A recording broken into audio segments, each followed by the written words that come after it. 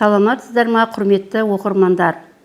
Дәстүр мен ғұрып арнайы жоба аясында ата-бабаларымыздың мұрасын сақтау және насихаттау мақсатында ұйымдастырылып отырған ұрпақ тәрбиесі, ұлт тәрбиесі атты онлайн дауыстап оқуды назарларыңызға ұсынамыз. Қазақ халқы салт дәстүрге өте бай.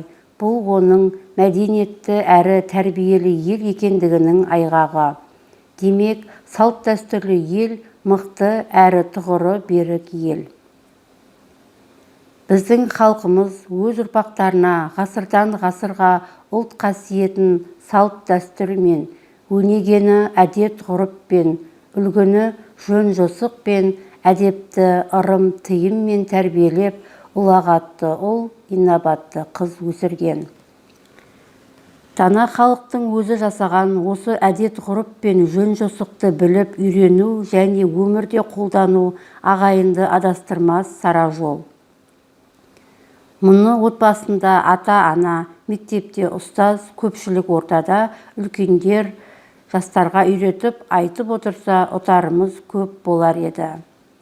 Бүгіндері атаулары өзгерсе де кейбір салт дәстүрлерді қаймағын бұзбай сақтап отырған өңірлер бар.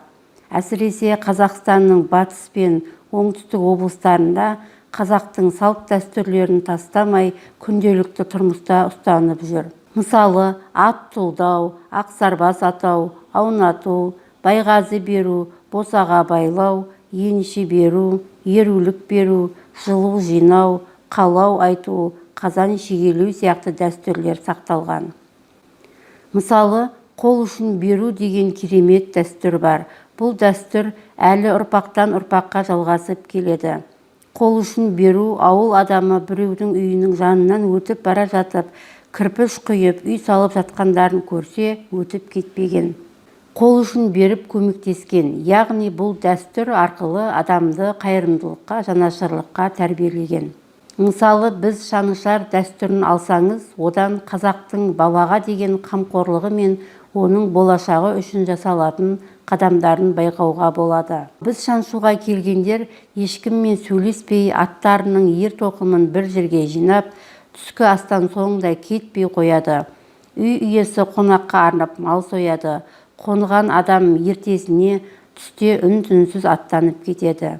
Әдетте мұндайда үлкен кісілер келеді. Қонақ кеткен соң үйдегілер бір гәпті түсініп, қайрағын іздейді. Содан сырмаққа шаншылған бізді көріп, қайрақтың жоғалғанын біледі. Бұл ұл ер жетті, қыз бой жетті. Қос құлақ бала бізде бар, қас сұлу сізде бар. Жекжат болайық дегені. Егер қызы бар үй қайрақты сұрамаса, әлгі қонақ болып кеткен кісілер кейін келіп құда түседі. Жалпы қайрақ ұлдар қолданатын сайман, ал ине қыздардікі. Қайрақ қайырымға керек, инесі кестеге, киім-кешекке керек. Үлкен кісілердің сырмаққа біз шаншуы, бізде бір ұл бар, осы шаңыраққа ұл болса дегенді тұспалдап білдіруі. Ал қайрақты алып кетуі құда болайық дегенді білдіреді. Ежелгі әдет ғұрыптардың бірі бәсіре атау. Ата-анасы баласына арнап ен салған жас төлді бәсіре деп атайды. Ол бәсірені бала ер жеткенде оның қажетіне, тойына жаратады.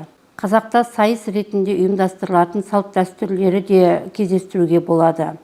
Солардың бірі қазақ халқының салт дәстүрлері кітабында көрсетілген деңгене дәстүрі. Көрші ауылдан келген 3-4 жігіт алдымен түсетін үйін сайлап алып, сол үйдің жанына барып, деңгене жеуге келдік деп айғайлайды. Ал үй иесі бұл сөзді естіген соң бір қойды сойып, етін түгел қазанға салдыртады. Деңгене дәстүр бойынша келген жігіттер сол қойдың етін түгелімен жеп, сорпасын ішеулері керек. Егер тауысып жемесе, бір қойды 2 қой қылып қайтаруға мәжбүр болады. Қазақта аң аулау үлкен мереке, бірақ аң аулаудың қанша қызығына түскенімен ерекше белгілері байқалған аңдарды атпаған. Әсіресе мола басына жақын жерде жүрген жан-жануарларға тиіспеген. Өйткені әр аңның киесінен қорыққан. Ал қанжығаларын майлап аң аулаудан қайтқан аңшы өзіне майлансын деп айтқан адамға ойланбастан атып алған аңын сыйға тартқан. Аңшының сыйын сыралғы деп атаған. Ал қақпанға түскен аңды алу ұрлыққа жатпаған, бірақ орнына бір зат қалдырып кету керек. Ұлтты ерекшелейтін ол оның тілі, діні және ғасырлардан жеткен рухани темірқазығы саналатын асыл қазынасы, яғни салт дәстүрі. Уақыт өтіп, заман мен адам өзгерген сәтте бабалардан қалған осы дала заңдарын біреу білсе, біреу біле бермейді.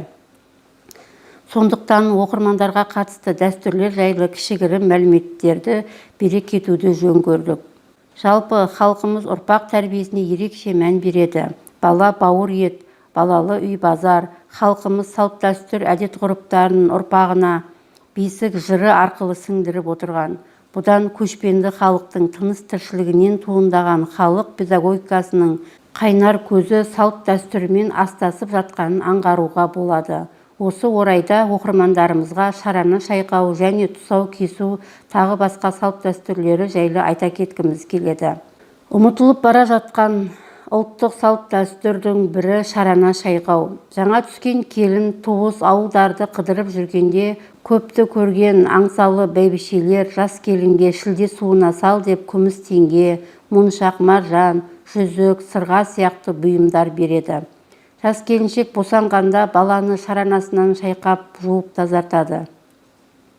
Шарана суды қазақта шілде суы деп атайды.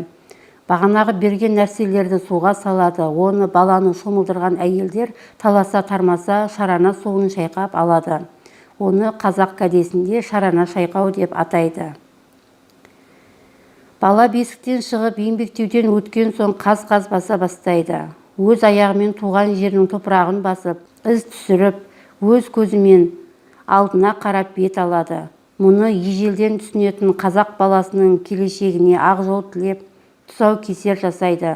Баланың анасы ала-құла шуда жіптен 2-3 қарыс дайындап, оны ауылдағы пысық әйелге тұсауды сен кес, өзің сияқты пысық болсын деген ниетпен ұсынады. Ол кісі жіпті баланың аяғына байлап, сонан соң ортасынан кеседі. Тұсау кесу баланың өмір сапары сәтті болу үшін ақ тілекпен жасаған ниеті, Құдайға деген құлшылығы. Осы арада баланың аяғына не себепті ала жіп байланады, қара, қызыл, көк жіп неге байланбайды деген сұрақ туындауы мүмкін.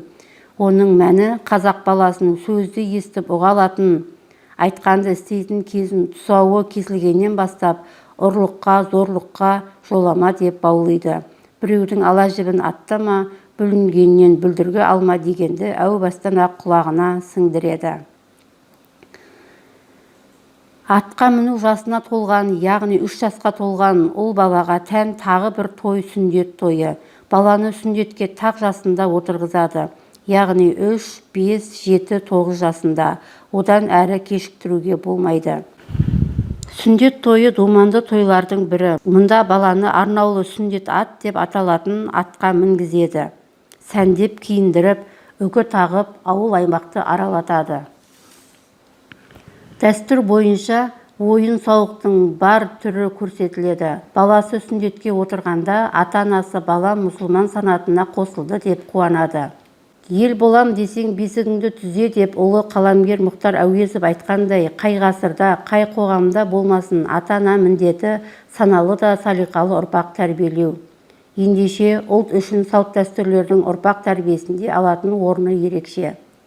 Осымен құрметті оқырмандар, ұрпақ тәрбиесі, ұлт тәрбиесі атты онлайн дауыстап оқу аяқталды. Тыңдағандарыңызға рахмет.